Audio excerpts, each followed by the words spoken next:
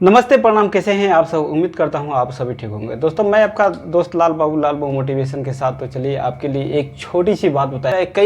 कई बार लगता है कि हमें ये बात इम्पोर्टेंट है। कोई भी जब काम होता है और कि कोई नहीं कर पाता है अगला, तो हम परेशान हो जाते हैं। लगता है कि अब हमसे ये काम होगा ही नहीं या कर ही नहीं पाएंगे। यानी कोई भी छोटा सामान हो या छोटा चीज़ हो या छोटा काम हो, अगर किसी के पास हम जाते हैं और वो नहीं कर पाता है तो हमें लगता क्या है कि ये काम अब होने वाला नहीं है, अब तो हम ये हो जाएंगे, वो हो जाएंगे।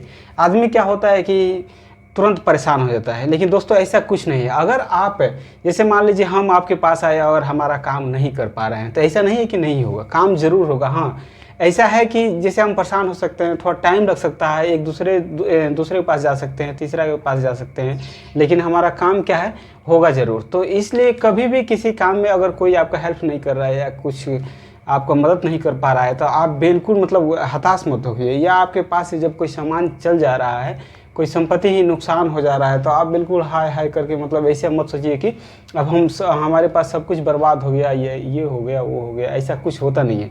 देखिए दोस्तों, होता वही है जो मतलब आपके नसीब में होता है, या आप जिस नसीब में भी अगर कुछ नहीं रहता है, अगर आप मेहनत करते हैं तो आगे चल के ये हो जाता है। तो कभी भी ये मतलब छोटी छोटी बातों के लिए हताश नहीं होना है। अगर आपके पास तकलीफ़ आ रहा है तो वो आएगा।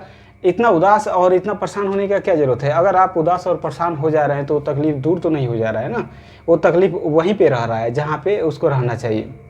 तो हम उसी तकलीफ़ को क्यों नहीं मतलब अंदर से अपना हैप्पीनेस के साथ वो काम करें। और मुश्किल से एक जो भी समय होता है, या ख़राब समय हो या अच्छा समय हो, ये कभी किसी के पास टिकता नहीं है। अगर आपके पास कोई खुशी का माहौल होता है, अगर आप ही बताइए, अगर शादी विवाह किसी का होता है तो कितना दिन होता है? एक दिन, 8-10 दिन सभी रिलेटिव रहते हैं और उसके बाद चले जाते हैं, लेकिन वो खुशी चली जाती है ना। ऐसा ही सेम है, जैसे आपके पास अगर कोई भी दुख होगा या कोई दर्द होगा तो निमिट समय के लिए आया है। आप उससे अंदर से हैप्पीनेस होकर के बिल्कुल दुखी नहीं होना है, बिल्कुल परेशान नहीं होना है, उस समय है टल जाएगा।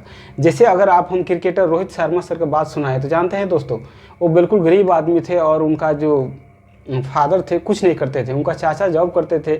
और ये रोहित शर्मा क्या किए कि मतलब खेलते उलते थे, तो उनके चाचा समझ रहे थे कि ये लड़का हो सकता है कुछ ना कुछ करेगा। तो उनके चाचा क्या किए कि वहीं पे एकेडमी चल रहा था, मतलब बगल में, एकेडमी वाला से संपर्क किए और बातचीत किए और उस एकेडमी में रख दिए। ये रोहित शर्मा सर ऐसा होनहार थे जो उनके खेलने के माध्यम से पता चल रहा था, वो जो एकेडमी के थे वो उनके चाचा को बुलाए और उनसे बातचीत करके फिर दूसरे एकेडमी एडमिशन करवाए।